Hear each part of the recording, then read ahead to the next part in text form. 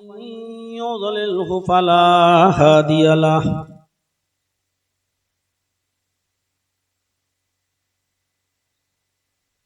وأشهد أن لا إله إلا الله وحده لا شريك له وأشهد أن محمدا عبده ورسوله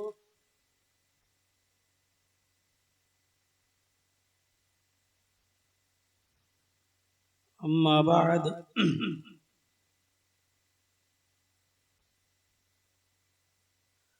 فإن خير الحديث كتاب الله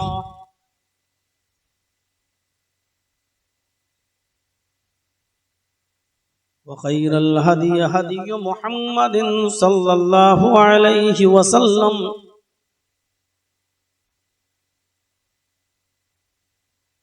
وشر الأمور محدثاتها وكل محدثة بدعة وكل بدعة ضلالة وكل ضلالة في النار.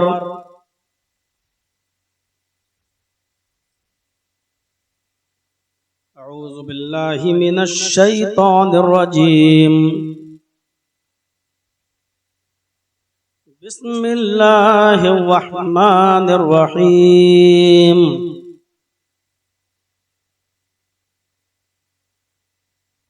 لقد جاءكم رسول من أنفسكم عزيز عليه ما عنتم حريص عليكم بالمؤمنين رؤوف رحيم.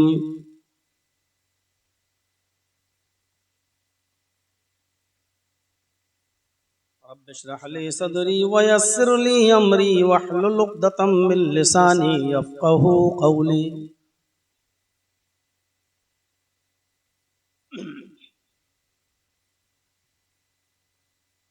Stage पर बैठे हुए मुअक्कर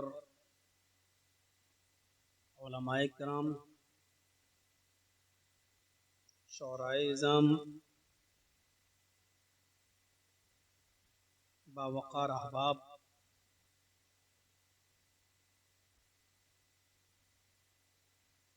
बिशुनपुर,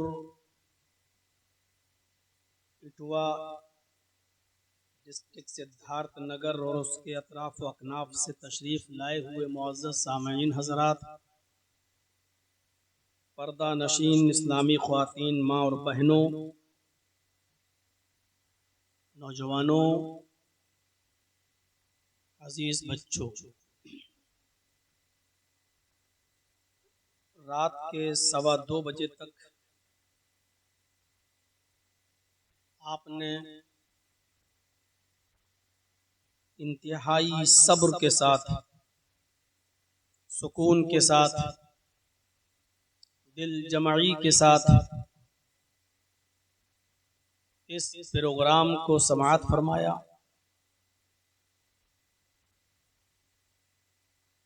संजीदगी के साथ बैठे रहे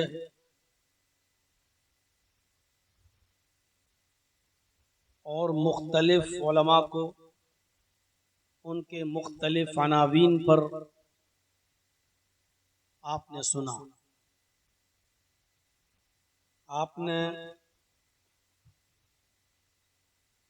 शेख अब्दुल गफ्फार सलफ़ी हफ़िज़हुल्लाह को सुना। आपने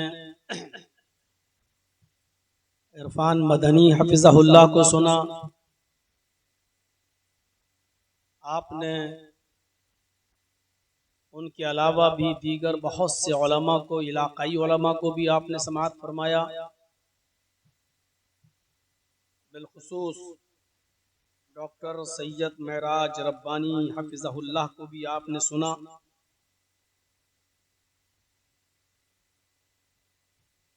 उनकी तकरीर की तारीफ तो विधान सभा के विपक्ष के नेता माता प्रसाद पांडे जी भी करके गए हैं।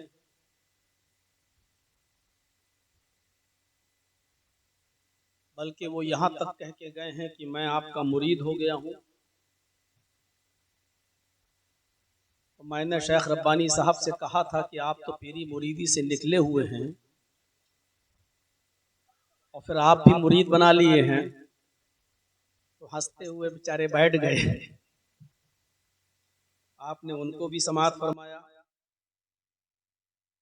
दुआ है अल्लाह तबारक व तआला से कि इलाहुल आलमीन जो बातें कही गई और सब्र के साथ बैठकर 2:15 बजे तक आपने अब मेरा भी इंतजार किया और अब मुझे भी सुन रहे हैं, तो मैं दुआ करता हूँ अल्लाह जितने लोगों ने जो बातें कही हैं, कहने वालों को भी और सुनने वालों को अमल की पूरी पूरी तौफीक अता फरमाए। लाखों रुपए का खर्च होता है एक इजलास में।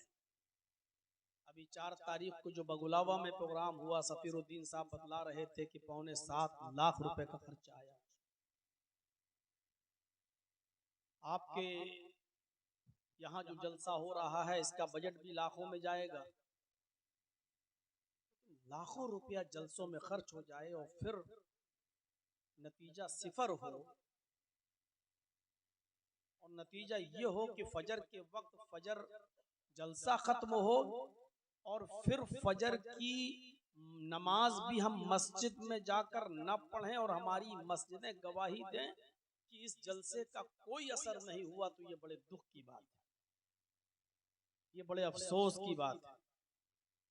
जलसा कितना कामयाब हुआ, ये आपके गांव की मस्जिद आज फजर की नमाज में शहादत देगी और बताएगी कि आज का आपका ये जलसा कितने % कामयाब हुआ। आप इस मस्जिद से सवाल कीजिए, फजर के अंदर कितने नमाजी इस मस्जिद के अंदर आते हैं। अगर ये मस्जिद रमजान की तरह भरी हुई नजर आती है तो यकीनन ये जलसा कामयाब।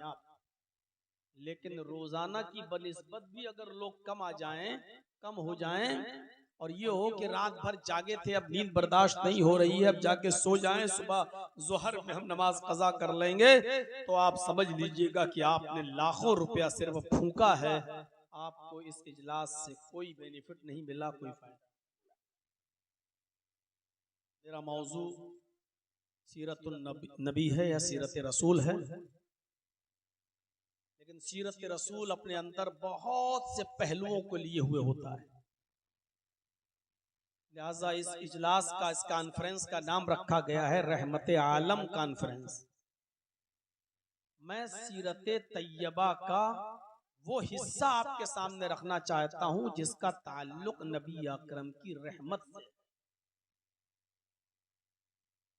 और रहमत भी नबी अकरम की जिसका ताल्लुक मुख्तलिफ गोशों से है।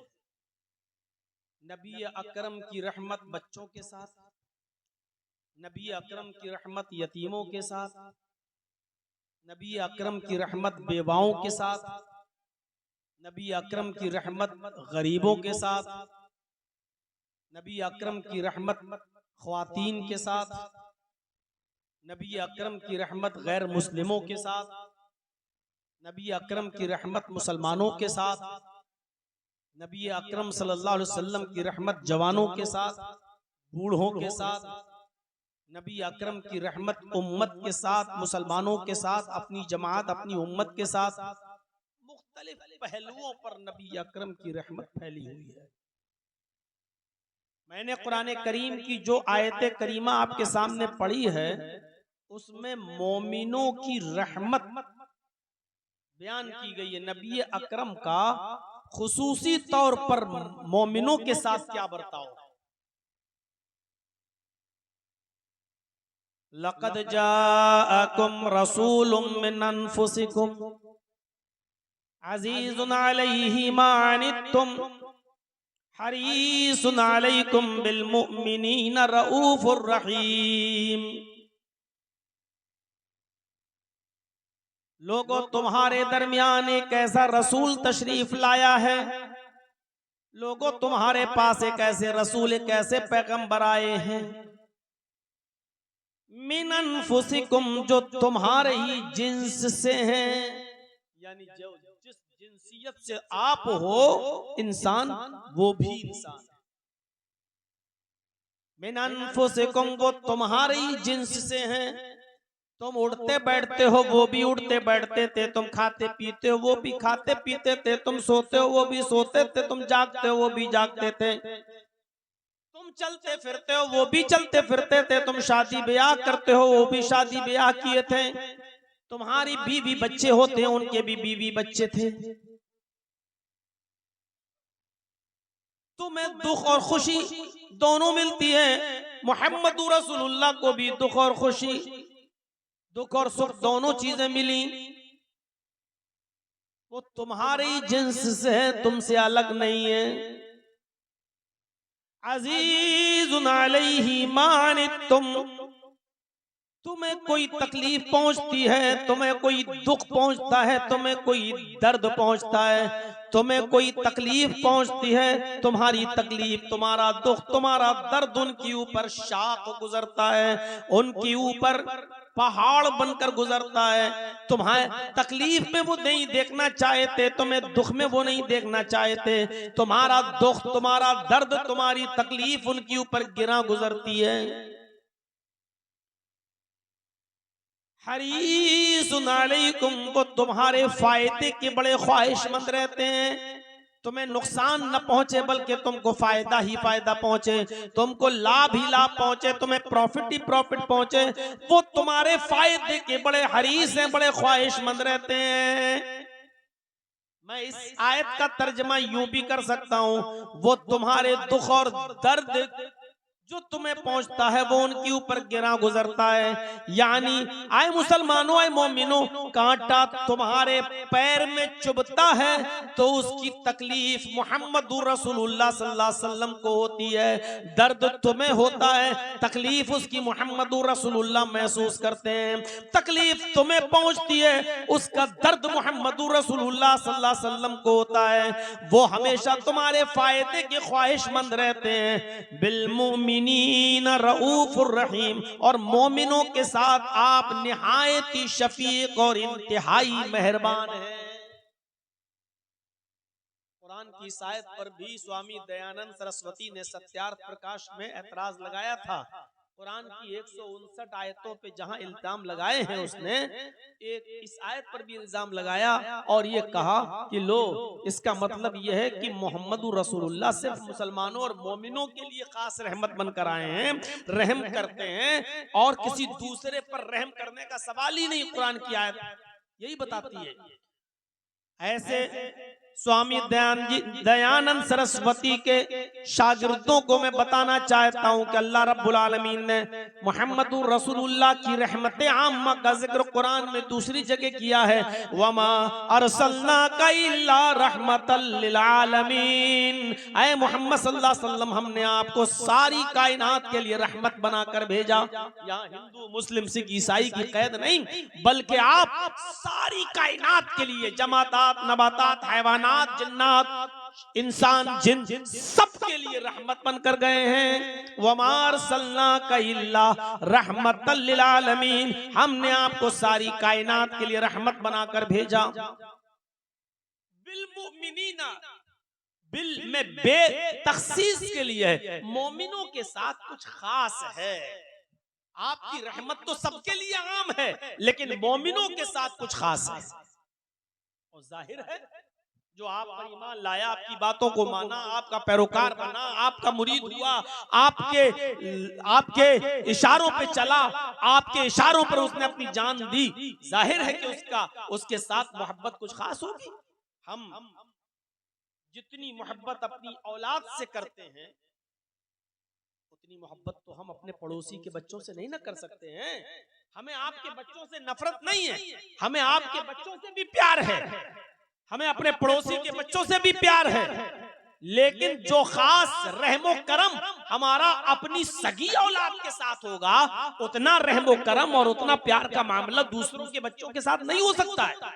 आपका बेटा बीमार हुआ, आप गरीब आदमी हैं, आपका बेटा हॉस्पिटल में एडमिट है, जर्जीत साहब देखने गए, जर्जीत साहब आधा घंटा बैठेंगे, देखेंगे आपकी हालत बहुत कमजोर है, बच्चे का इलाज कराने में आपको तकलीफ हो रही है, पैसे की कुछ कमी है, हम 50,000 दे देंगे, 1 लाख दे देंगे, हम आपकी मदद कर देंगे, लीजिए आप अपने बच्चे का ख्याल रखिए और जरूरत पड़े तो और बताइएगा, इंशाअल्लाह हम आपकी और मदद करेंगे।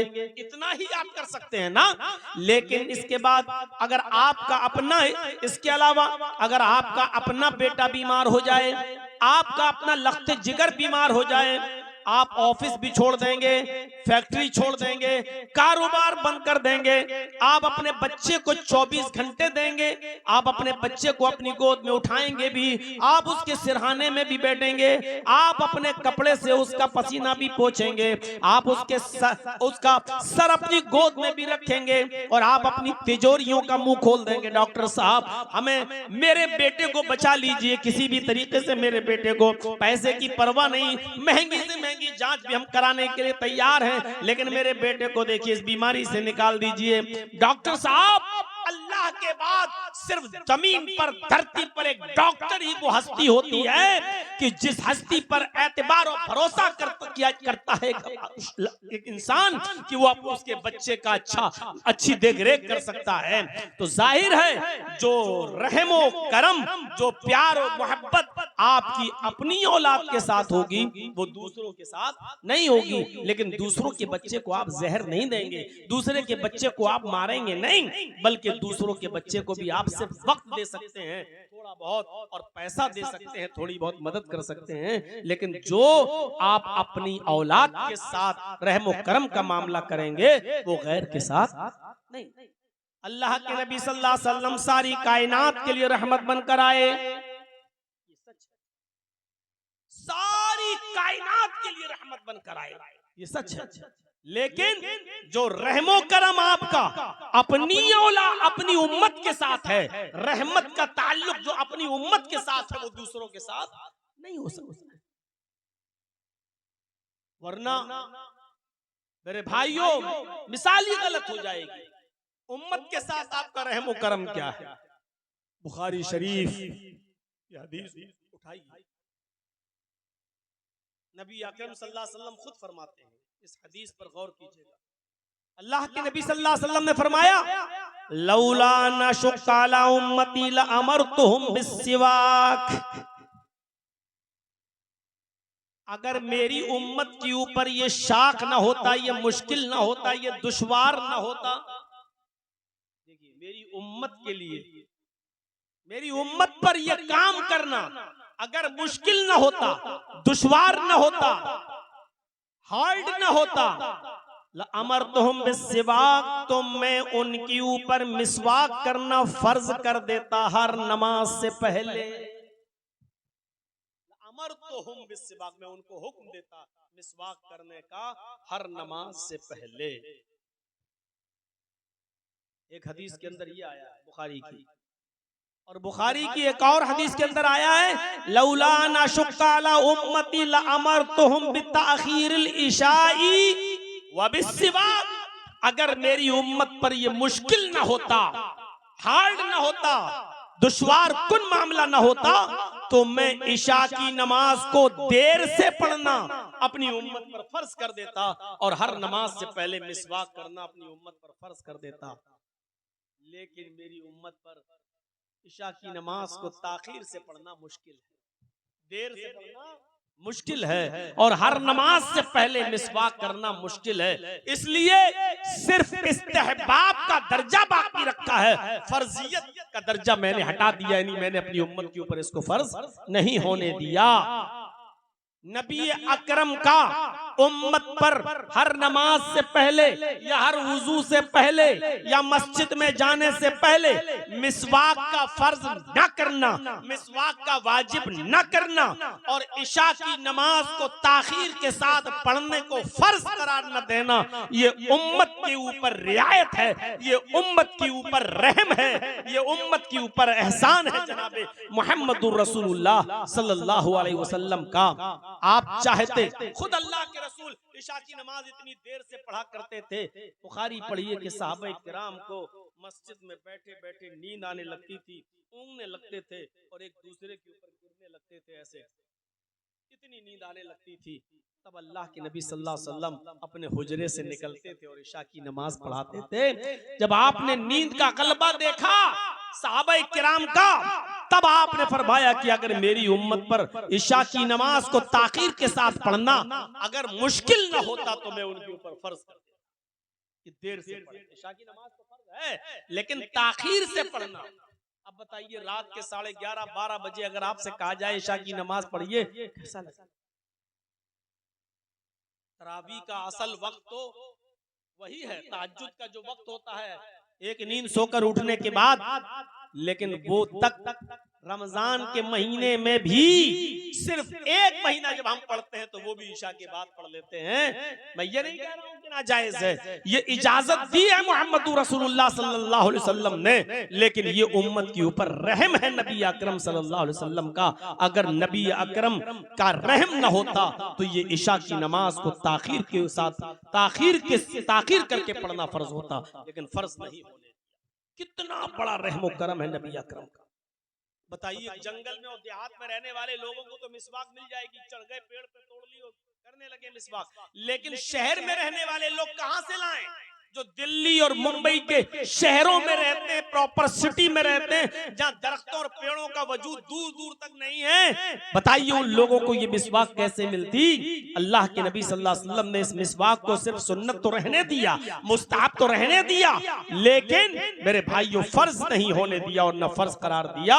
ये उम्मत के ऊपर नबी अकरम सल्लल्लाहु अलैहि वसल्लम का रहम और करम है। अब उसी हदीस को पढ़िए, लौलान लक़द, अब उसी कुरान की आयत को पढ़िए, लक़द जाअकुम रसूलुम मिन अनफुसिकुम अज़ीज़ुन अलैहि मा अनित्तुम, तुम्हारे पास एक ऐसे रसूल तशरीफ ला चुके हैं जो तुम्हारी जिन्स से हैं, जो तुम्ही में से हैं।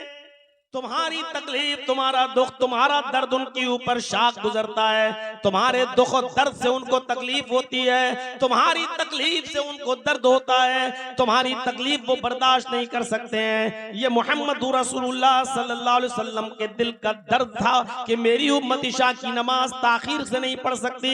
अगर मिसवाक को फर्ज कर दिया तो ये मिसवाक हर नमाज से पहले नहीं कर सकती है, फिर ये गुनाहगार होगी। तो अल्लाह के नबी सल्लल्लाहु अलैहि वसल्लम ने उम्मत के ऊपर रहमो करम करते हुए मिसवाक और इशा की नमाज को ताखीर से पढ़ने को फर्ज करार नहीं दिया। एक चीज उम्मत के ऊपर रहमो करम का मामला आया है, तो आइए एक दूसरी चीज की तरफ हम चलते हैं।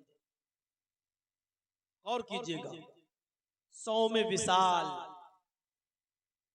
आज भी रोजा रखेंगे, कल भी रखेंगे, परसों भी रखेंगे, हम रोजा पे दर पे रखें। अल्लाह के नबी सल्लल्लाहु अलैहि वसल्लम ने इससे भी उम्मत को मना कर दिया, इससे भी मना कर दिया। आपने फरमाया तुम मुसलसल कंटिन्यू पे दर पे रोजे नहीं रख सकते हो। क्यों? मोहम्मद रसूलुल्लाह को ये गवाह, रमजान के रोजे के अलावा बता रहा हूं, रमजान के रोजे तो फर्ज है, वो तो आपको एक महीना पूरे रखना है। नफली रोजे हम चाहे कंटिन्यू रखें, हम आज शनिचर है, शनिचर को रख लें, फिर इतवार को भी रखें, सोम को भी, मंगल को भी, बुध को, जुमरात को, हम कभी, अल्लाह के रसूल ने ऐसा करने से मना किया है, रोका है। आपको शायद याद होगा और ना याद हो तो सुन लीजिए, बुखारी शरीफ किताबुन निकाह के अल्फाज हैं कि अल्लाह के नबी सल्लल्लाहु अलैहि वसल्लम के पास 3 सहाबी आए, लेकिन अल्लाह के नबी सल्लल्लाहु अलैहि वसल्लम घर में नहीं मिले, घर में नबी अकरम से मुलाकात नहीं हुई। तो उन्होंने अल्लाह के रसूल सल्लल्लाहु अलैहि वसल्लम की बीवी से मुलाकात की और अल्लाह के रसूल की बीवी से मसला पूछा। अल्लाह के नबी सल्लल्लाहु अलैहि वसल्लम की बीवियों से पूछा कि बताइए अल्लाह के नबी की इबादत का क्या हाल है, कैसे इबादत करते थे? तो हजरत आयशा ने और दूसरी बीवियों ने जो जिक्र किया है वो बताया कि अल्लाह के नबी सल्लल्लाहु अलैहि वसल्लम रोजा रखते भी थे और रोजा छोड़ते भी थे। दिन में आप रोजा रखते भी थे और रोजा छोड़ते भी थे, नफली, और रात में तहज्जुद की नमाज पढ़ने के लिए उठते थे, लेकिन उससे पहले सोते भी थे और अपनी बीवियों से ताल्लुक भी कायम करते थे। ये तीन बातें जब बीवियों ने बताई तो वो लोग वहां से निकले और निकलने के बाद जब दूसरी जगह पहुंचे तो उन तीनों ने कहा क्या, अल्लाह के नबी की इस इबादत के मामले को उन्होंने कम समझा, कअन्नहुम तकालूहा, उन्होंने सोचा रे कहां अल्लाह के रसूल कहां हम, अल्लाह के रसूल अगर इबादत कम भी करेंगे तो वो तो जन्नती हैं, वो तो बख्शे बख्शाए हैं, वो तो जन्नत में चले जाएंगे, लेकिन हमें नबी से भी ज्यादा इबादत करनी चाहिए, हमें अल्लाह के रसूल से भी ज्यादा इबादत करनी चाहिए। तो उन तीनों सहाबियों में से एक ने कहा, गौर से सुने, उन तीनों सहाबियों में से एक ने कहा कि मैं दिन भर रोजा रखूंगा और कभी नहीं छोड़ूंगा, असूमुद्दहर वला उफ्तिर, मैं बराबर रोजे रखूंगा और मैं कभी नहीं छोड़ूंगा, यानी मैं रोजे पे रोजा रखता रहूंगा, कभी नहीं छोड़ूंगा, दिन भर रोजा और हर दिन रोजा रखूंगा। दूसरे ने कहा उसल्लिल लैल, मैं रात भर नमाज पढ़ूंगा और सोऊंगा ही नहीं। गौर कीजिएगा, एक ने कहा मैं रोजा ही रोजा रखूंगा, कभी नहीं छोड़ूंगा, भला अतरुकु आबदा, कभी नहीं छोड़ूंगा, और दूसरे ने कहा उसल्लिल लैल, मैं रात भर नमाज पढ़ूंगा, मैं सोऊंगा नहीं, यानी मेरी हर रात इबादत में गुजरेगी। तीसरे ने कहा वाह, दिन भर रोजा तुम रखोगे और रात भर नमाज तुम पढ़ोगे, मैं क्या करूंगा, मैं झुनझुना बजाऊंगा, मैं कुछ नहीं करूंगा। तो तीसरा उन सब से भी आगे निकला, उन तीसरे ने कहा कि मैं रोजा भी रखूंगा दिन में और रात में नमाज भी पढ़ूंगा, अना आतजिलुन निसा, अपनी बीवी के करीब नहीं जाऊंगा, अपनी औरत के करीब नहीं जाऊंगा, अब बीवी से भी दूर रहूंगा, यानी बीवी के करीब जाएंगे फिर जाहिर है कि गुस्ल की जरूरत पड़ेगी, फजर भी छूटेगी या नहीं छूटेगी तो रात की इबादत छूटेगी, तहज्जुद छूटेगी। तो अना आतजिलुन निसा, मैं औरतों से अलग रहूंगा और उनके करीब नहीं जाऊंगा, दिन में रोजा रखूंगा, रात में नमाज पढ़ूंगा, बीवी से अलग रहूंगा। तीन किस्म के लोगों ने तीन बातें की, और जब ये खबर जनाबे मोहम्मद रसूलुल्लाह सल्लल्लाहु अलैहि वसल्लम को मिली, जब अल्लाह के नबी जनाबे मोहम्मद रसूलुल्लाह सल्लल्लाहु अलैहि वसल्लम को इस बात का पता चला तो आप उन तीनों के पास आए।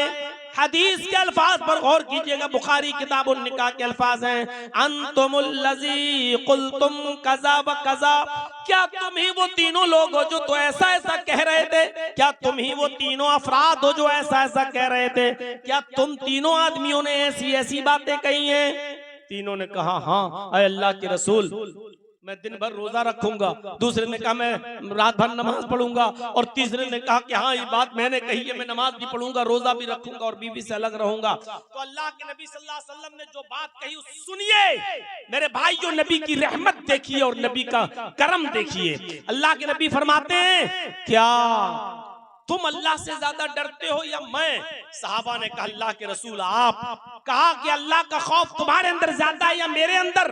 कहा आपके अंदर। फरमाया जब मैं अल्लाह से सबसे ज्यादा डरता हूं, अल्लाह का खौफ मेरे अंदर सबसे ज्यादा है, तो सुनो सुनो, मैं रोजा रखता भी हूं और छोड़ता भी हूं, यानी कभी रख लिया कभी छोड़ दिया, और रात में सोता भी हूं और एक नींद पूरी करने के बाद उठता भी हूं और तहज्जुद की नमाज भी पढ़ता हूं। वाह!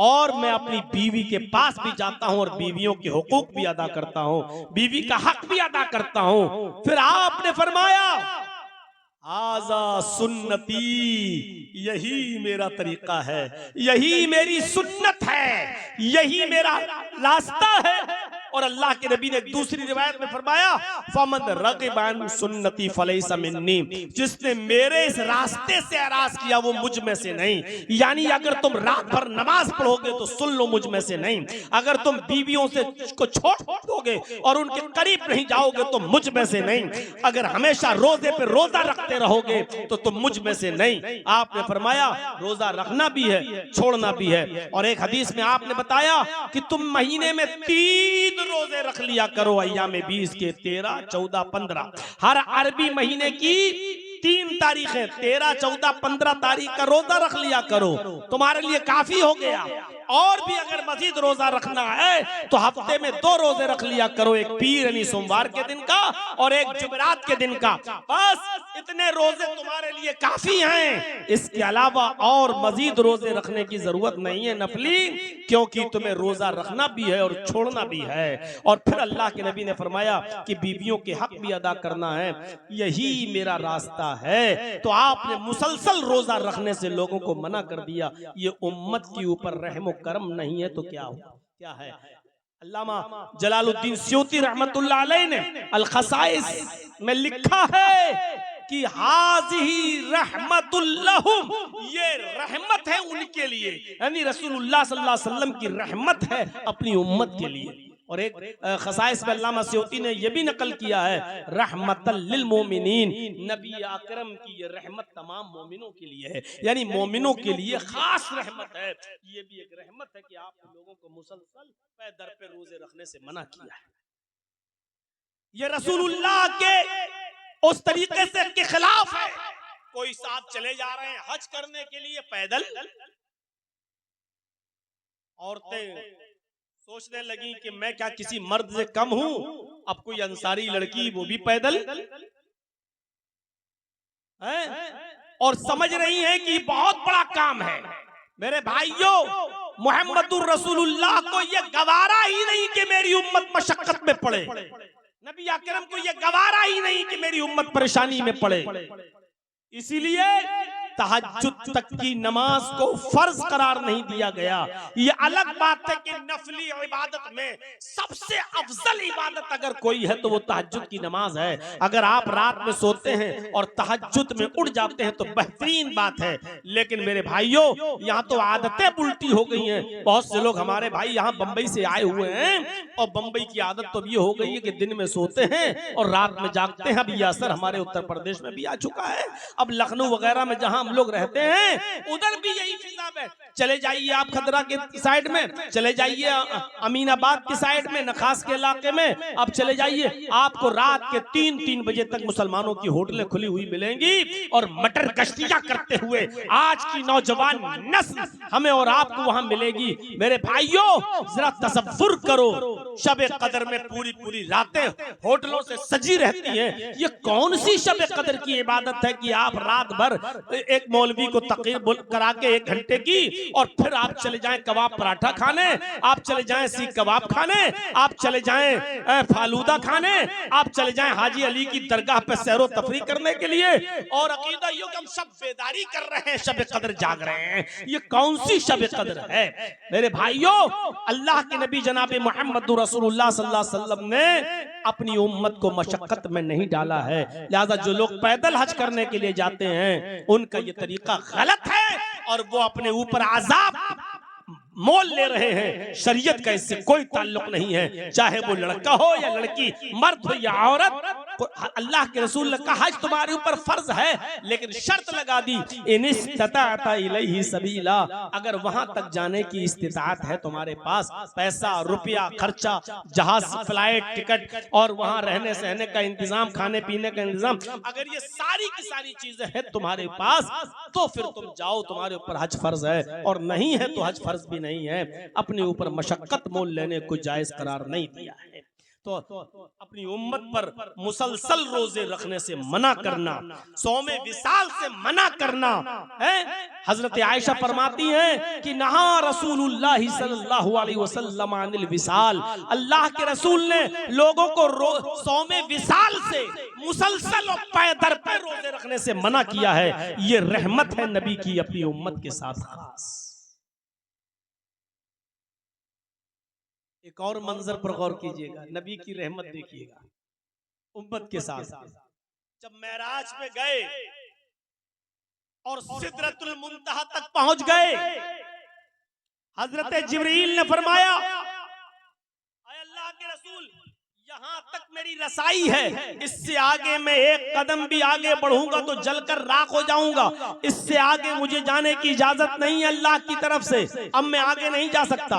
उसके आगे अल्लाह तबारक व तआला, उससे आगे अल्लाह के नबी सल्लल्लाहु अलैहि वसल्लम गए। जिब्राइल सिदरतुल मुंतहा तक साथ दिए। उसके बाद अल्लाह के नबी सल्लल्लाहु अलैहि वसल्लम गए, लेकिन अल्लाह के बहुत करीब तो हुए, लेकिन अल्लाह को देखा नहीं।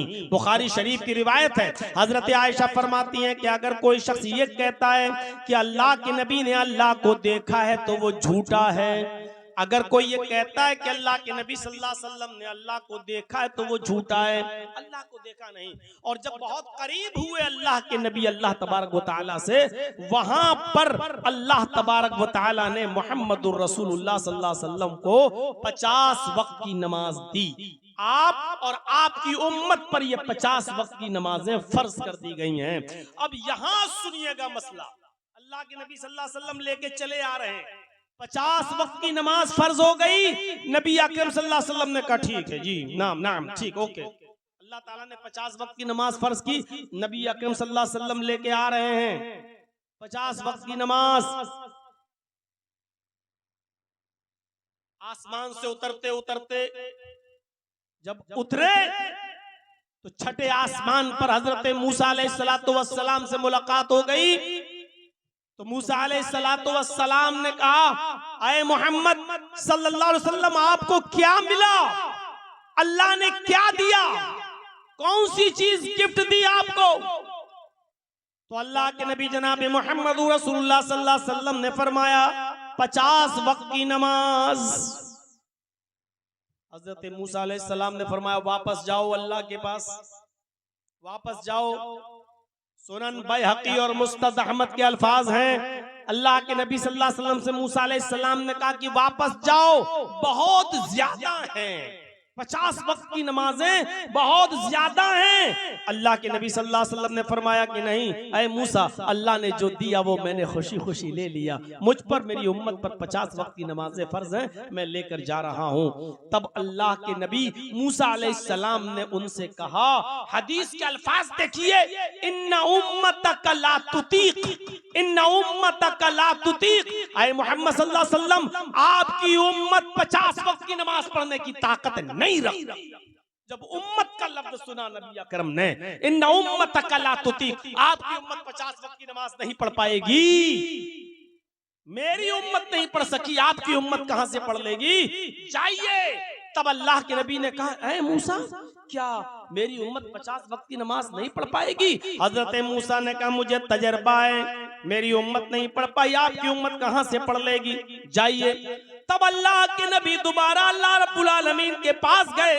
अल्लाह रब्बुल आलमीन ने कहा, मोहम्मद अब कैसे आना हुआ? अब कैसे आना हुआ? जवाब दिया, आय अल्लाह, मेरी उम्मत 50 वक्त की नमाज नहीं पढ़ सकती है, मुझे नमाज में तखफीफ चाहिए, मुझे नमाज में डिस्काउंट चाहिए, मुझे नमाज के अंदर कमी चाहिए।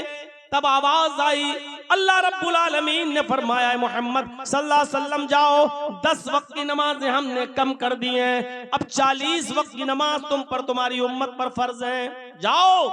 फिर लेकर चले आ रहे हैं। फिर मूसा अलैहिस्सलातु वस्सलाम ने कहा, आए मोहम्मद सल्लल्लाहु अलैहि वसल्लम, अल्लाह ने कम की? कहा हाँ कम हुई। कहा कितनी? कहा 10। 40 वक्त की नमाज अभी फर्ज है।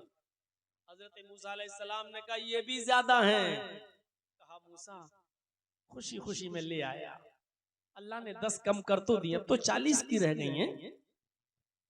फरमाया मूसा ने, आए मोहम्मद मेरी बात मानो, फिर जाओ, इन्ना उम्मतक ला तुतीक, आपकी उम्मत 40 वक्त की नमाज भी नहीं पढ़ पाएगी। उम्मत का लफ्ज सुना, फिर मोहम्मद रसूलुल्लाह सल्लल्लाहु अलैहि वसल्लम अल्लाह के पास गए और फिर जाने के बाद कहते हैं कि अय अल्लाह 40 भी ज्यादा है, मेरी उम्मत 40 वक्त की नमाज नहीं पढ़ सकती है। अल्लाह ने कहा, मोहम्मद जाओ, 10 और कम कर दी, 30 वक्त की नमाज लेके फिर आए। मूसा अलैहिस्सलाम ने कहा, मोहम्मद कम हुई? कहा हाँ। कहा कितनी? कहा अल्लाह ने 10 और कम कर दी। आए मूसा अब तो 30 ही रह गई। फरमाया, आए मोहम्मद आपकी उम्मत 30 वक्त की नमाज भी नहीं पढ़ पाएगी, मुझे तजर्बा है, आप रहमतुल लिल आलमीन हैं, जाइए फिर कम कराइए। उम्मत का नाम सुनते हैं फौरन फिर वापस जाते हैं और कहते हैं कि अल्लाह ये 30 भी ज्यादा है, मेरी उम्मत 30 भी नहीं पढ़ पाएगी। अल्लाह ने कहा मोहम्मद जाओ, मैंने 20 वक्त की कर दी, 20 वक्त की लेकर आ रहे हैं। मूसा अलैहिस्सलातु वस्सलाम ने फिर कहा, फिर कहने लगे कि अब तो 20 रह गई, आधी से भी ज्यादा कम हो गई हैं। आए मूसा अब तो ठीक है। फरमाया मोहम्मद अपने हिसाब से मत सोचो, आप तो 50 वक्त की भी पढ़ लेंगे, लेकिन आप अपनी उम्मत के बारे में सोचिए, आपकी उम्मत 20 वक्त की भी नमाज नहीं पढ़ पाएगी। उम्मत का दर्द जहन में आया, फिर जाते हैं कहते हैं अल्लाह 20 भी ज्यादा है। अल्लाह ने कहा जाओ 10 वक्त की नमाज मैंने कर दी। अब खुशी खुशी लेके आए और कहने लगे मूसा अब तो अल्लाह ने बहुत ही कम कर दी। कहा कितनी रह गई? फरमाया 10 वक्त की 10। हजरत मूसा ने कहा 10 और आप इसी पर बस कर रहे हैं? नहीं, ये भी ज्यादा है। कहा मूसा कहां ज्यादा है? 50 से 40, 40 से 30, 30 से 20, 20 से 10 और आप कह रहे हो ये भी ज्यादा है। फरमाया आए मोहम्मद सल्लल्लाहु अलैहि वसल्लम, मेरी उम्मत पर तो अल्लाह ने सिर्फ 2 ही वक्त की नमाज फर्ज की थी, सुबह पढ़ लो शाम को पढ़ लो, लेकिन मेरी उम्मत 2 वक्त की नहीं पढ़ पाई। आपकी उम्मत 10 वक्त की कैसे पढ़ेगी? ये मेरा तजर्बा है, आपकी उम्मत 10 वक्त की भी नहीं पढ़ेगी। कहा है मूसा आपकी उम्मत 2 वक्त की भी नहीं पढ़ पाई? कहा नहीं, आपकी उम्मत 10 वक्त की कैसे पढ़ेगी? फिर गए। अल्लाह मूसा कह रहा है मेरी उम्मत 10 वक्त की 2 वक्त की नहीं पढ़ पाई, आपकी उम्मत 10 वक्त की कैसे पढ़ेगी? अरे अल्लाह मुझे और कंसेशन चाहिए और कम कर दे, तू तो रब्बुल आलमीन है, मेरी उम्मत पर इतनी नमाजें फर्ज मत कर कि वो न पढ़ सके। अल्लाह ने कहा मोहम्मद जाओ, मैंने और 5 कम कर दी, अब 5 वक्त की नमाज तुम पर तुम्हारी उम्मत पर फर्ज है। फिर लेकर आए और जब मूसा अलैहिस्सलाम के पास से गुजरे तो मूसा अलैहिस्सलाम ने कहा कितनी रह गई? कहा 5। कहा ये भी ज्यादा है। मूसा अलैहिस्सलाम ने कहा सुनन बैहक़ी के अल्फाज, ये भी ज्यादा है। कहा मूसा अब मैं नहीं जाऊंगा। कहा मेरी उम्मत 2 वक्त की नहीं पढ़ पाई, आपकी उम्मत 5 वक्त की कैसे पढ़ लेगी? एक बार और चाहिए, रब्बुल आलमीन है। कहा मूसा 50 से 5 45 कम हो गई, अब मुझे अपने रब के पास बार बार जाने में शर्म आ रही है, कितनी कम कराऊं अल्लाह से, कितनी कम कराऊं? नहीं 5 ठीक है। जैसे ही मुहम्मदुर रसूलुल्लाह ने ये जुमला अदा किया कि मुझे अपने रब के पास बार बार जाने में अब शर्म आ रही है, कितनी कम कराऊं, आवाज आई आए मोहम्मद तुम मेरी रहमत से नाउम्मीद हो गए, निराश हो गए, शर्मा गए।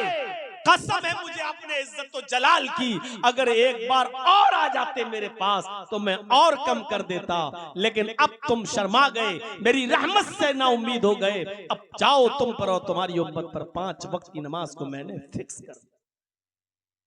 यहाँ कितने लोग बैठे हैं सोच रहे होंगे काश एक बार और चले गए होते, अल्लाह के नबी तो मजा ही आ जाता। काश एक बार और चले गए होते तो एक वक्त सुबह उठ के पढ़ लो और शाम को सोते वक्त पढ़ लो, बस बीच की सब नमाजें खत्म हो जाती। मेरे भाइयों मैं फिर भी चैलेंज के साथ कहता हूं कि जिसको पढ़ना होता है वो 5 वक्त की नमाज के साथ साथ तहज्जुद की भी पाबंदी कर लेता है, चाश्त और इशराक भी पढ़ लेता है, और जिसको नहीं पढ़ना होता है वो 5 वक्त की क्या 2 वक्त की भी क्या वो जुमा भी नहीं पढ़ता है। जिसको नहीं पढ़ना वो ईद और बकरीद तक की नमाज नहीं पढ़ता है। मेरे भाइयों अब ये 5 वक्त की नमाजें बहुत ज्यादा नहीं है। अल्लाह के नबी ने फरमाया कि लोगों नमाज तो 5 वक्त की है, लेकिन मकाम और सवाब के एतबार से ये 50 वक्त की नमाज के बराबर है, क्योंकि हमारी एक नेकी का 10 गुना देता है अल्लाह। अगर हमने 5 वक्त की नमाज पढ़ी तो गोया 50 वक्त की नमाजों का सवाब अल्लाह की हमें मिलता है। नमाजें 5 हैं लेकिन सवाब अल्लाह तबारक व तआला के यहाँ हमें 50 वक्त की नमाज का मिलता है। इसलिए ये नबी की रहमत का अंदाजा लगाइए आप कि अल्लाह 50 वक्त की हुई लेके चले आ रहे, सीधे साधे लेके चले आ रहे हैं। और मूसा कहा कि नहीं, अल्लाह ने जो दिया खुशी से। जब कहा इन्ना उम्मतक ला तुतीक, आ आपकी उम्मत नहीं पढ़ सकती। जब भी अल्लाह के पास गए तो यही जुमला सुन के गए, इन्ना उम्मतक ला तुतीक, आपकी उम्मत ताकत नहीं रखती, आपकी उम्मत नहीं पढ़ पाएगी। जैसे ही उम्मत का लफ्ज सुनते मुहम्मदुर रसूलुल्लाह बार बार अल्लाह के पास चले जाते। ये रहमत नहीं है तो और क्या है, ये अल्लाह के रसूल की रहमत उम्मत के साथ नहीं तो और क्या है। यहां से आप अंदाजा लगाएं कि कितने मेहरबान हैं, रऊफुर रहीम है मुहम्मदुर रसूलुल्लाह सल्लल्लाहु अलैहि वसल्लम अपनी उम्मत के साथ। अपनी उम्मत पर ऐसा रहमो करम कहीं आपने देखा है? उम्मत का नाम सुन रहे हैं तो बार बार अल्लाह के पास जा रहे, अल्लाह और कम कर दे, अल्लाह और कम कर दे। मैं तो पढ़ लूंगा लेकिन मेरी उम्मत नहीं पढ़ पाएगी। नबी को यह गवारा नहीं कि मेरी उम्मत कयामत के दिन जहन्नम में जले, इसलिए कि वो 50 वक्त की नमाज नहीं पढ़ पाई। लेकिन ये उम्मत कितनी नाकारा हो चुकी है कि 50 की जगह पर 5, लेकिन उन 5 वक्त की नमाजों की भी पाबंदी न कर सके और 5 वक्त की नमाज की पाबंदी के साथ अदा ना कर सके। इससे बड़ा मेरे भाइयों अलमिया हमारे लिए और हमारे समाज के लिए क्या होगा। गौर करो, बुखारी शरीफ की हदीस, अल्लाह के नबी सल्लल्लाहु अलैहि वसल्लम ने फरमाया, कुल्लु नबिय्यिन दावतुन, अल्लाह ताला ने हर नबी को एक दुआ का इख्तियार दिया है। अल्लाह ताला ने हर एक नबी को दुआ का इख्तियार दिया है कि दुनिया में तुम्हें एक दुआ तुम्हारी ऐसी है जो हम जरूर पूरी करेंगे। बताओ क्या है? अपनी अपनी मर्जी से मांग लो जो तुम्हें मांगना है। एक दुआ हम तुम्हारी जरूर सुनेंगे, बकिया और दुआएं हम सुने या ना सुने, लेकिन एक दुआ का इख्तियार देता हूं, तुम जो मांगोगे हम तुम्हें दुनिया में देंगे। अल्लाह ने आदम को इख्तियार दिया, अल्लाह ने नूह को इख्तियार दिया, अल्लाह ने याकूब को इख्तियार दिया, अल्लाह ने जकरिया को इख्तियार दिया, अल्लाह ने यूसुफ को इख्तियार दिया, अल्लाह ने इदरीस को, इसहाक को, सबको इख्तियार दिया, मूसा को, ईसा को, सबको इख्तियार दिया। दुनिया में जितने भी नबी आए अल्लाह ने सबको एक दुआ मांगने का इख्तियार दिया, जो मांगोगे तुम्हें दिया जाएगा। अल्लाह के नबी सल्लल्लाहु अलैहि वसल्लम फरमाते हैं, सारे नबियों ने जल्दबाजी कर ली। दुनिया में जितने भी नबी आए सबने अपनी अपनी दुआ मांग ली और अल्लाह ने उनको इस दुनिया में नवाज दिया। उन्होंने जो भी इस दुनिया में मांगा अल्लाह रब्बुल आलमीन ने इस दुनिया में ही उनको नवाज दिया। अल्लाह के रसूल फरमाते हैं, बुखारी की रिवायत, कि अल्लाह के नबी, अल्लाह कहते हैं कि अल्लाह ताला ने मुझे भी एक दुआ का इख्तियार दिया। आए मोहम्मद, एक दुआ आप भी मांगो, दुनिया में जो चाहिए, क्या चाहते हो मैं तुम्हें दूंगा, हाँ मांगो। नबी अकरम सल्लल्लाहु अलैहि वसल्लम फरमाते हैं, इख्तबातु दावती, मैंने अपनी दुआ को छिपा लिया, मैंने अपनी दुआ नहीं मांगी। अल्लाह ने मुझे इख्तियार दिया कि दुआ है, मांगो, जो मांगोगे दिया जाएगा। हजरत आयशा कहती हैं, आय अल्लाह के नबी 2-2 महीने घर में चूल्हा नहीं जलता है, 2-2 महीने फाके रहते हैं, सिर्फ खजूर और पानी खाकर गुजारा चलता है। आप अल्लाह रब्बुल आलमीन से फिक्र फाके को खत्म होने की दुआ मांग लीजिए। अल्लाह ताला ने तो यहाँ तक कहा, अगर कहो तो ये ओहद पहाड़ हम सोने का बना दे, जहां आप चाहेंगे ये पहाड़ तुम्हारे साथ भी चलेगा। हम तुम्हें दौलत से माला माल कर दें, बताओ तुम क्या मांगना चाहते हो। लेकिन अल्लाह के नबी सल्लल्लाहु अलैहि वसल्लम ने न सोना मांगा, न चांदी मांगी, न दौलत मांगी, न अंबार मांगा, कोई चीज नहीं मांगी। हजरत आयशा कहती है, मैं कहती रह गई, मैं कहती रह गई, मैं कहती रह गई कि आए अल्लाह के रसूल, घर के हालात को देखते हुए कुछ तो मांग लीजिए, कम से कम चूल्हा तो जलने लगे, फिक्र फाका तो खत्म हो जाए। 2 महीने चूल्हा नहीं जलता है, 2-2 महीने, 2-2 महीने आप अल्लाह से इतना मांग लीजिए कि घर में कभी फाका ना हो। लेकिन अल्लाह के नबी ने ये भी नहीं मांगा। फरमाया, आयशा इख्तबातु दावती, मैंने अपनी दुआ को छिपा लिया है। फरमाया, छिपाने से क्या फायदा, सारे नबियों ने तो अल्लाह से मांग लिया, आप क्यों नहीं मांगते हो, और छिपाने से क्या फायदा, कब मांगोगे।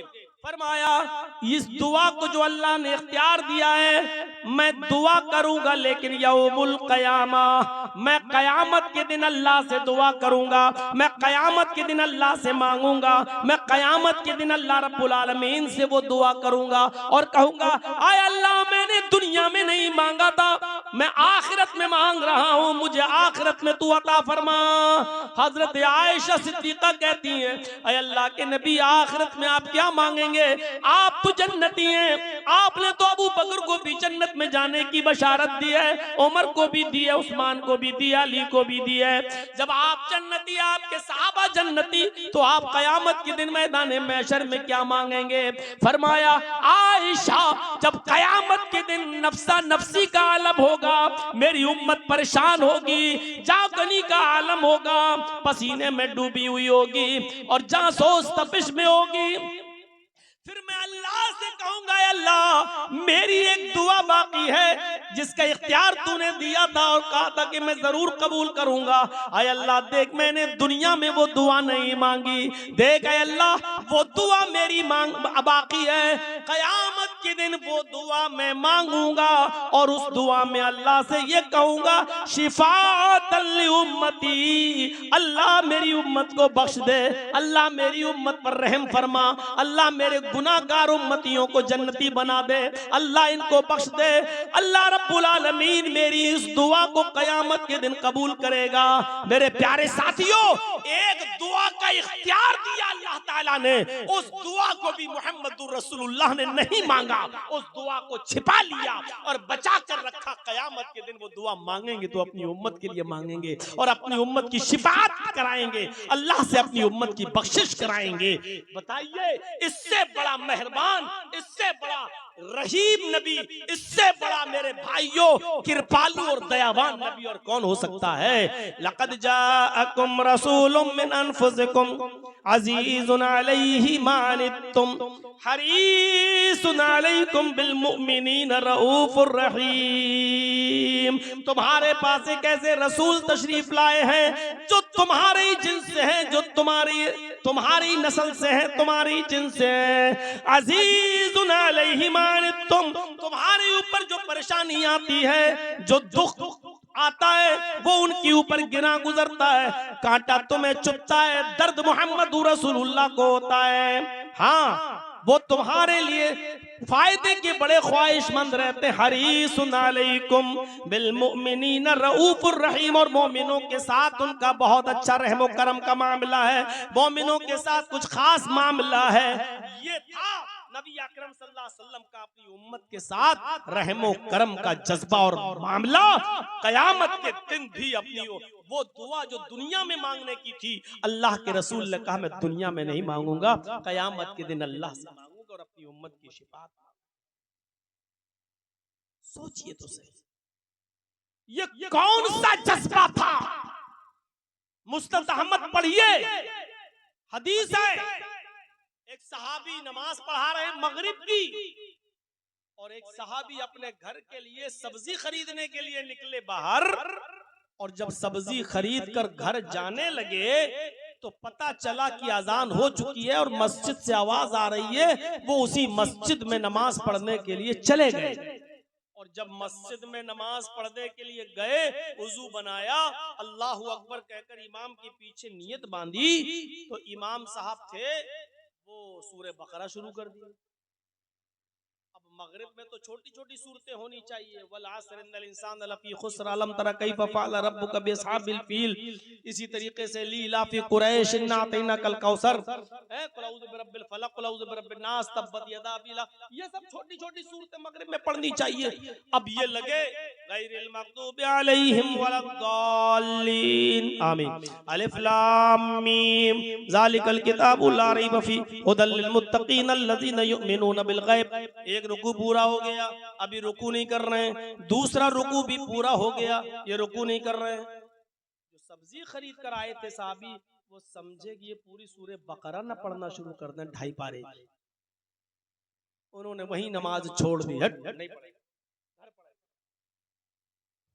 मुस्नद अहमद की रिवायत, नमाज ही छोड़ दी, तोड़ दी और चले गए सीधे अपने घर, और वहां जाकर उन्होंने मगरिब की नमाज पढ़ ली घर पे जाकर। अब सुबह बड़ा चर्चा हो गया, मगरिब की नमाज के बाद जंगल में आग की तरह खबर फैल गई, नमाज तोड़ के चला गया, जमात में से नमाज छोड़ छाड़ के चले गए। पेश किया गया उनको अल्लाह के नबी सल्लल्लाहु अलैहि वसल्लम के सामने दूसरे दिन सुबह। तो अल्लाह के रसूल सल्लल्लाहु अलैहि वसल्लम ने कहा कि भाई ये नमाज पढ़ा रहे थे, सुना है कि तुम नमाज छोड़ के भाग के चले गए, अगर मसला ना मालूम हो तो समझा दूं इनको। तो कहा कि हाँ, साहबा कितने सच्चे थे, कहने लगे कि हाँ अल्लाह के रसूल मैं नमाज छोड़ के भाग गया। कहा क्यों? कहा अल्लाह के रसूल मेरे बच्चे भूखे थे, मैं सब्जी खरीदने आया था, सब्जी खरीद के जा ही रहा था कि अजान की आवाज सुनी, मैं मस्जिद में चला गया और ये हजरत सूरह बकरा पढ़ने लगे, इतनी लंबी सूरतें पढ़ने लगे, एक रुकू खत्म, दो रुकू खत्म, मैंने सोचा कि पता नहीं सूरह बकरा 2.5 पारे की न पढ़ने लगे, मैंने नमाज छोड़ दी। उसके बाद अल्लाह के नबी ने इस सहाबी को नहीं डांटा जिसने नमाज की नीयत तोड़ी थी, इनको नहीं डांटा, बल्कि नमाज पढ़ाने वाले सहाबी को बुलाया और कहा क्या तुम मेरी उम्मत को फितने में डालना चाहते हो, क्या तुम मेरी उम्मत को फसाद में डालना चाहते हो? जब तुम में से कोई शख्स अपनी कौम का इमाम बनाया जाए, जब तुम में से कोई शख्स अपनी कौम का इमाम मुतय्यन किया जाए, तो उसको चाहिए कि लोगों को मुख्तसर नमाज पढ़ाए, हल्की नमाज पढ़ाए। क्यों? इसलिए कि उसके पीछे पढ़ने वाले बूढ़े भी होते हैं, औरतें भी होती हैं, बच्चे भी होते हैं और मुसाफिर भी होते हैं। अगर तुम में से कोई शख्स किसी शख्स का इमाम बने तो उसको चाहिए कि नमाज मुख्तसर पढ़ाए। आपने इमाम के लिए उसूल बना दिया, ज़ाब्ता बना दिया कि जब तुम जमात के साथ नमाज पढ़ाओ और तुम्हारे पीछे जमात खड़ी है और नमाज पढ़ रही है, तो तुम्हें सूरह बकरा की तरह 2.5 पारे पढ़ने की जरूरत नहीं है, बल्कि तुम्हें बूढ़ों का, बुजुर्गों का, औरतों का, बच्चों का और मुसाफिरों का ख्याल रखते हुए नमाज को हल्का पढ़ाना है। यह है नबी अकरम सल्लल्लाहु अलैहि वसल्लम की रहमत अपनी उम्मत के साथ। आप अकेले पढ़िए, पढ़ते रहिए। कभी कभी मौलाना नहीं होते हैं और हाजी साहब को लोग खड़ा कर देते हैं, पढ़ाओ नमाज। अब बेचारे हाजी साहब खड़े, अब हाजी साहब को जिंदगी में पहली बार तो मौका मिला है नमाज पढ़ाने का, तो सारी काबिलियत हमारे हाजी साहब उसी नमाज में दिखाते हैं, उसी नमाज में पहली बार मौका मिल गया, पढ़े बड़ी बड़ी सूरत, चाहे वो उनका प्रोनाउंसिएशन सही हो या ना हो, तलफ्फुज़ सही हो या ना हो। और अब तो ऐसी ऐसी मस्जिदें हैं कि जहां इमाम भी नहीं है मेरे भाई, अब इमाम भी नहीं रखा जा रहा है, और इमाम रखने में भी फसाद और तजाद हो रहा है। जब हालात इस स्टेज पर पहुंच जाएं तो कौन सी उम्मीद रखी जाएं? अच्छा इमाम रखिए, तजवीद वाला इमाम रखिए, क़िरात के साथ नमाज पढ़ने वाला इमाम। अल्लाह की कसम, कल नहीं सॉरी परसों ऐसे इमाम के पीछे नमाज पढ़ने का मौका मिला मेरे भाइयों, सच बताता हूं, जिसका प्रोनाउंसिएशन है अल्हम्दुलिल्लाहि रब्बिल आलमीन, ऐसा प्रोनाउंसिएशन था कि शर्म से सर झुक जाए। मेरे भाइयों, ये हालत हो जाती है कभी कभी जब ऐसे लोगों के पीछे नमाज पढ़ना पड़े। अब कोई बात में पहुंच जाए, मौलाना जैसे हम थोड़ा सा लेट हो गए, बात में पहुंचे तो पीछे खड़े हो गए, पूरी 3 रकात मिली, लेकिन अल्हम्दुलिल्लाहि रब्बिल आलमीन ये सब सुनना पड़ता है। जबकि कुरान करीम को बहुत ही क़िरात के साथ अल्हम्दो नहीं है, अल्हम्दुलिल्लाहि रब्बिल आलमीन नहीं है, रब्बिल आलमीन, अल्हम्दुलिल्लाहि रब्बिल आलमीन, अर्रहमानिर रहीम। अब बहुत से लोग अर्रहमानिर रहीम, बिस्मिल्लाहिर रहमानिर रहीम को भी छे पढ़ने लगते हैं, बहुत हलक से निकालते हुए। अब इतना भी मत बिगाड़िए। तो मेरे भाइयों में कहना ये चाहता, अल्लाह के नबी सल्लल्लाहु अलैहि वसल्लम ने फरमाया कि तुम क्या मेरी उम्मत को फसाद और फितने में बर्पा करना चाहते हो? जब इमाम मुतय्यन हो जाओ तो याद रखो कि तुम्हें नमाज हल्की पढ़ाना है। अल्लाह के नबी सल्लल्लाहु अलैहि वसल्लम जब नमाज पढ़ाया करते थे, अल्लाह के नबी खुद फरमाते हैं, बुखारी शरीफ की रिवायत है कि मेरा दिल चाहता कि मैं लंबी क़िरात करूं, मगरिब में, इशा में या फजर में। अल्लाह के नबी फरमाते हैं कि मेरा दिल चाहता कि आज मैं लंबी क़िरात करूं, और जब लंबी क़िरात का इरादा करता इशा में, अचानक किसी बच्चे के रोने की आवाज मेरे कानों में आ जाती। उस जमाने में औरतें भी मस्जिदों में आया करती थी और पर्दे की ओट में नमाज पढ़ती थी, बच्चे भी अपने साथ लाती थी और छोटे छोटे दूध पीते बच्चों को गोद में लेकर नमाज पढ़ती थी। सजदे में जाती थी, रुकू में जाती थी तो जमीन पे बिठा दिया करती थी। कोई हर्ज की बात नहीं है मेरे भाइयों। अल्लाह के नबी कहते हैं कि जब मैं इरादा करता कि लंबी किरत करूं, अचानक किसी बच्चे के रोने की आवाज मेरे कानों में आती, मैं उसी वक्त नमाज को मुख्तसर कर देता और फिर कुल हुवल्लाहु अहद और इन्ना तैना जैसी मुख्तसर सूरतें पढ़ाकर मैं सलाम फेर देता। गौर कीजिए, ये जनाब मोहम्मद रसूलुल्लाह की रहमत थी अपनी उम्मत के साथ, ये नबी अकरम का बर्ताव था अपनी उम्मत के साथ कि नमाज जैसी इबादत भी आप कर रहे हैं और कहते हैं कि मेरा दिल चाहता है कि मैं लंबी तिलावत करूं, लंबी किरत करूं। अचानक किसी बच्चे की रोने की आवाज मेरे कानों में आती तो मैं नमाज को मुख्तसर कर देता, मैं नमाज को छोटा कर देता ताकि उसकी माँ को तकलीफ न पहुंचे कि मेरा बच्चा रो रहा है और मोहम्मद रसूलुल्लाह लंबी किरत कर रहे हैं। ये था नबी अकरम जनाब मोहम्मद रसूलुल्लाह सल्लल्लाहु अलैहि वसल्लम फरमाते, लोगों ऐसी छत के ऊपर मत सोया करो जिसके ऊपर मुंडेर न हो, चार दीवारी न हो, खुली हुई छत हो और उस पर कोई रोक न लगी हो, ग्रिल वगैरह या दीवार मुंडेर न बंधी हुई हो, ऐसी खुली हुई छत पर मत सोया करो। सुना नबी दाऊद के अल्फाज हैं, अल्लाह के नबी सल्लल्लाहु अलैहि वसल्लम ने खुली हुई छत पर जिस पर मुंडेर न बंधी हुई हो सोने से मना किया है, क्योंकि सोता मरता बराबर होता है।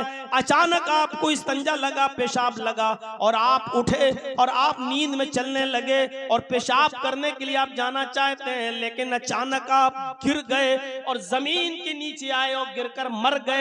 मोहम्मद रसूलुल्लाह की रहमत तो देखो, आप उम्मत के लिए एक सुनहरा उसूल बना रहे हैं, आप उम्मत के लिए एक सुनहरा ज़ाब्ता बना रहे हैं, आप उम्मत के लिए एक सुनहरा कानून बना रहे हैं। आए मेरी उम्मत के लोगों, आए साहबियों, आए मेरे बाद आने वालों सुन लो, आए वो लोगों जो मुझ पर ईमान लाए हो, अपने घर की खुली हुई छतों पर मत सोया करो। मोहम्मद रसूलुल्लाह की रहमत को ये भी गवारा नहीं है कि मेरा कोई उम्मती ऐसी छत पर सोए जिस पर दीवार न बंधी हो, जिस पर मुंडेर न हो और वो रात में उड़ जाए और उड़ते ही वो चलने लगे और दीवार पर मुंडेर न होने की वजह से वो जमीन पर गिर जाए और मर जाए। मोहम्मद रसूलुल्लाह को ये भी गवारा नहीं है, इसलिए फरमाया कि ऐसी छत पर मत सो। अल्लाह के नबी सल्लल्लाहु अलैहि वसल्लम फरमाते हैं, इशा की नमाज पढ़ने के बाद बिस्तर पर जब तुम सोने जाओ, इसका मतलब यह है कि इशा की नमाज से पहले सोना सही नहीं है। अल्लाह के नबी ने फरमाया कि जब तुम इशा की नमाज पढ़कर अपने बिस्तर पर सोने के लिए जाओ तो बिस्तर को 3 मरतबा झाड़ लिया करो। तालीम देखिए अल्लाह के रसूल की, मुस्लिम शरीफ की हदीस के अल्फाज हैं, अपने बिस्तर को 3 मरतबा झाड़ लिया करो। अंधेरा है, आप गए बिस्तर पर और नमाज पढ़ने के बाद जैसे ही बिस्तर पर गए, लेट गए, पता चला कि उस पर छिपकली पड़ी हुई है, पता चला कि कोई खतरनाक और मोजी जानवर मौजूद है और आप जैसे ही लेटे और उसने डस लिया या काट लिया उस सांप ने या जहरीले जानवर ने या छिपकली वगैरह ने और आपकी जान चली गई उसके जहर से। फरमाया कि जब भी तुम बिस्तर पे जाया करो सोने के लिए तो अपने बिस्तर को 3 मरतबा झाड़ लो। नबी की रहमत देखिए, आप रसूलुल्लाह की रहमत का तकाजा देखिए क्या है। आप कह रहे हैं कि बिस्तर पर जाओ तो 3 मरतबा बिस्तर को झाड़ लो। हम में और आप में कौन है? आज तो ट्यूबलाइट का जमाना है, आज तो बिजली का जमाना। क्यों ट्यूबलाइटें आपस में शॉर्ट नहीं होती हैं क्या? ट्यूबलाइटें क्या ज्यादा वोल्टेज आने से कि ट्यूबलाइटें आपकी ज्यादा वोल्टेज आने से फ्यूज नहीं होती है क्या? क्या उससे चिंगारियां नहीं उठती? अल्लाह के नबी सल्लल्लाहु अलैहि वसल्लम ने जब बहुत सी चीजों की तालीमात दी है, वहां यह भी तालीम दी है कि जब भी तुम बिस्तर पर जाओ तो चिराग बुझा दिया करो, यानी अंधेरा करके सोया करो, चिराग बुझा दिया करो। उस जमाने में चिराग चलते थे इसलिए चिराग बुझाने का हुक्म था और आज के जमाने में उसी पर कयास करते हुए ट्यूबलाइट, ये बल्ब, ये रोटें, इनको भी बुझाने का हुक्म है, क्योंकि जिस तरीके से हवा के झोंके से चिराग की चिंगारी आपके पूरे के पूरे घर में आग लगा सकती है और आपके बिस्तर में आग लगाकर पूरे घर को जला सकती है, उसी तरीके से रात में चिंगारी बल्ब में से निकले, लाइट निकले, या जब बल्ब फ्यूज हो तो उससे कोई आपकी चिंगारी निकल जाए और उससे भी घर को आग लग सकती है। इसलिए चिराग बुझाने वाली हदीस लाइट बुझाने पर भी फिट होगी। लिहाजा जब भी तुम बिस्तर पर सोने के लिए जाया करो तो अपने चिराग बुझा दिया करो, यानी अंधेरा करके सोया करो। मोहम्मद रसूलुल्लाह सल्लल्लाहु अलैहि वसल्लम की रहमत को यह भी गवारा नहीं है कि कोई शख्स रात की तारीकी में उठे, कोई शख्स रात के अंधेरे में उठे, कोई शख्स रात की बियाबान घमासान अंधेरे में उठे और वो जो है और चिराग जलाए और उससे उसकी आग लग जाए और जल के मर जाए। मोहम्मद रसूलुल्लाह की रहमत को ये भी गवारा नहीं है। एक सहाबी मस्जिद में नमाज पढ़ने जा रहे और तीर उनके बंधे हुए हैं और ऐसे तीर की नोक, ये मान लीजिए तीर है और ये उसकी नोक है, ऐसे तीर बंधे हुए थे धागे से और नोक बाहर निकली हुई थी और ऐसे चल रहे थे, ऐसे चल रहे थे।